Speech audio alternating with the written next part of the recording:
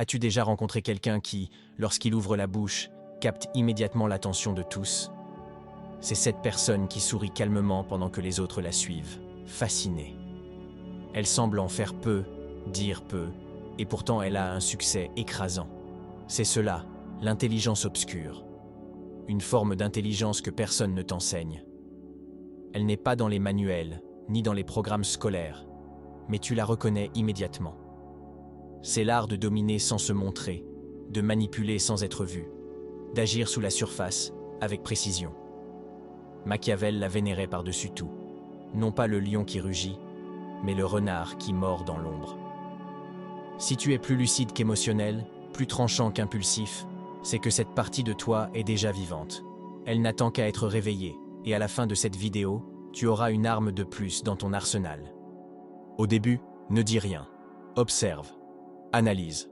Repère les failles dans les discours des autres. Souris quand il le faut, non pas par politesse, mais pour te fondre dans le décor, pour tester celui qui est en face de toi. Tu n'es pas encore aussi glacé que Machiavel le souhaiterait. Mais tu peux apprendre à ne pas fléchir. Une chose est claire. Le monde est une mauvaise mise en scène, une pièce mal jouée. Et si tu sais où regarder, tu peux identifier les rôles derrière les masques. Ils crient par peur, mentent pour se défendre, feignent la force alors qu'ils s'effondrent à l'intérieur. Un esprit attentif, stratégique, comprend tout immédiatement. Si tu observes avec la bonne disposition, tu commences à percevoir les vrais schémas, car tout suit une logique, et les gens, lorsqu'ils ne se sentent pas menacés, deviennent faciles à lire. Des livres ouverts. Et c'est là que tu entres en scène, lorsqu'ils baissent leur garde. Tu ne poses pas de questions par curiosité, tu les poses pour les pousser à se révéler. Ne les interromps pas. Laisse-les parler, se contredire, montrer leurs insécurités. Et pendant qu'ils se détendent, tu enregistres tout. Chaque regard, chaque hésitation. Chaque phrase trop rapide pour être sincère. Chaque détail superflu qui trahit le mensonge. Quand les gens mentent, ils ajoutent plus de détails que lorsqu'ils disent la vérité. Et c'est ainsi qu'ils se dévoilent. Tu n'as qu'à être attentif. L'intelligence obscure se développe là où les autres se croient en sécurité. Tu ne vois plus des individus, mais des structures, des masques, des rôles.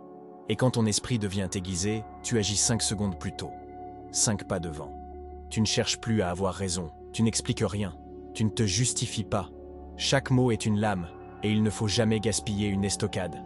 Chaque phrase, un coup précis. La vérité? Surestimée.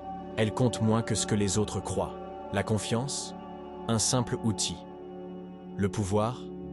Il réside dans le contrôle des illusions. Ne joue pas pour gagner. Réécris les règles du jeu. Personne ne connaît tes objectifs. Personne ne sait ce qui t'a atteint, ou non.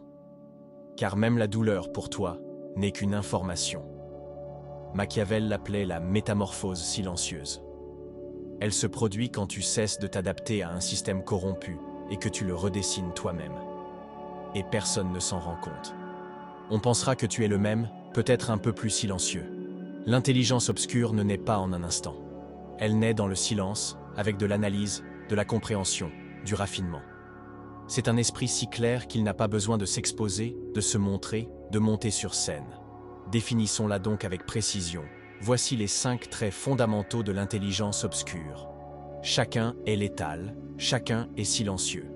Le premier est le calme. Tu ne bloques pas tes émotions, tu les analyses. La colère devient stratégie, la peur devient prévoyance, la tristesse devient compréhension. Tu n'es plus guidé par le sentiment, tu le transformes en carte des failles des autres. Les autres s'agitent, toi, tu restes immobile. Et ce silence n'est pas un vide, c'est du pouvoir. Tu ne fais pas qu'observer, tu radiographies, tu détectes les mensonges, le désir dans le ton, le secret dans l'attention. Tu n'as pas besoin qu'ils parlent, ils ont déjà tout dit. Tu sais qu'une parole tenue servait hier, mais aujourd'hui, une parole rompue est une question de survie. Tu anticipes la trahison, tu l'attends, tu l'observes venir. Tu ne recherches pas l'attention, tu recherches l'imprévisibilité. Tu ne veux pas être intéressant, tu veux être indéchiffrable. Tu montres peu, juste ce qu'il faut. Et pendant que les autres se démènent pour se faire voir, tu choisis avec soin le moment de te montrer. Tu parles peu, mais chaque mot est pesé, chaque pause est un geste. Tu ne convaincs pas, tu les mènes à leur propre conclusion. Tu es chirurgical, insaisissable, létal. Puis vient la dernière qualité, la plus redoutée, l'autosuffisance. Tu n'as besoin de personne, ni de compliments, ni d'approbation, ni d'être compris. Tu ne demandes pas d'amour, tu ne demandes pas de fidélité. Tu te suffis à toi-même. Et quand tu ne dépends de personne, personne ne peut te contrôler. Maintenant tu avances en sous-marin. Tu apparais uniquement si c'est nécessaire. Tu disparais quand c'est utile. Les gens utilisent la honte et la culpabilité pour manipuler. Mais sur toi, cela n'a plus d'effet, car tu n'es plus manipulable. Maintenant que ton esprit est aiguisé, il est temps d'agir. Le pouvoir sans action n'est qu'une illusion. Comment appliquer l'intelligence obscure dans la vie réelle? Premièrement, guide les conversations. Pas pour dominer, mais pour recueillir des données. Pose des questions qui paraissent anodines. Qu'est-ce qui t'a fait ressentir cela? Et ensuite, laisse-les parler. Et écoute vraiment. La vraie écoute commence avec le langage corporel, souvent plus révélateur que les mots prononcés. Deuxièmement, utilise le silence comme une arme. Ne réponds jamais tout de suite. Insère toujours une pause. Laisse-les se noyer dans leur propre malaise. Un regard de plus. Une pause plus longue. Et tu tiens les rênes. Troisièmement, reflète les émotions. S'ils sont en colère, sois calme. S'ils sont incertains, montre-toi confiant. S'ils hésitent, montre de la décision. Puis guide tout là où tu veux. Ne force pas, accompagne. Et ils croiront que c'est leur choix, alors que ça ne l'est pas. Quatrièmement, n'explique jamais avant le résultat. Laisse-les te sous-estimer. Quand tu gagnes, révèle tout. Cinquièmement, n'agis jamais par vengeance. Agis pour l'avantage. Pas de drame, pas de scène. Tu vois les trahisons arriver. Utilise-les à ton avantage. Fais en sorte que tes réponses ressemblent à de la justice, jamais à de la rancune. Et surtout, ne dévoile jamais toute ta pensée.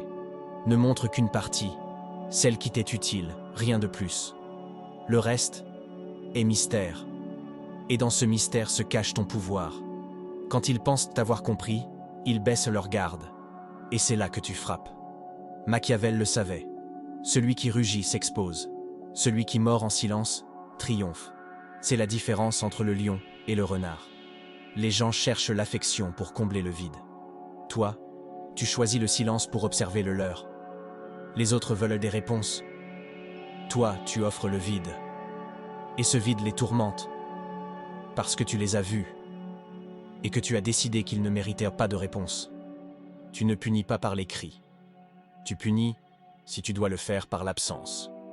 Et rien ne détruit plus un manipulateur que d'être ignoré par celui qu'il ne peut contrôler. L'intelligence obscure ne t'a pas rendu insensible. Elle t'a rendu précis, imprévisible. Maintenant tu es plutôt silencieux, mais puissant, insondable, presque invisible, mais bien présent. Tu ne poursuis pas, tu attires, tu n'exploses pas, tu calcules, tu ne réagis pas, tu prévois. Ce n'est pas être meilleur, c'est être plus rusé que le système. Machiavel disait que les hommes agissent par amour ou par peur. Mais toi, tu as appris une troisième voie, le contrôle. Si tu es arrivé jusqu'ici, ce n'est pas un hasard. Tu es quelqu'un qui a choisi d'approfondir, d'enquêter, de grandir. Ce n'est pas juste une leçon sur le monde. C'est une transformation intérieure. Maintenant tu sais tout. Et voir est le premier pas vers le vrai pouvoir. Pour ancrer ce changement en toi, fais une chose. Si tu sens que cela peut t'aider, et je te dis que oui, ça le fera. Écris dans les commentaires « Je vois tout ». 2 mots qui représentent une empreinte mentale. C'est le signe que tu ne reviendras pas en arrière. Que tu as ouvert les yeux et choisi de ne plus ignorer ce que tu vois. C'est ta déclaration au monde, mais surtout à toi-même.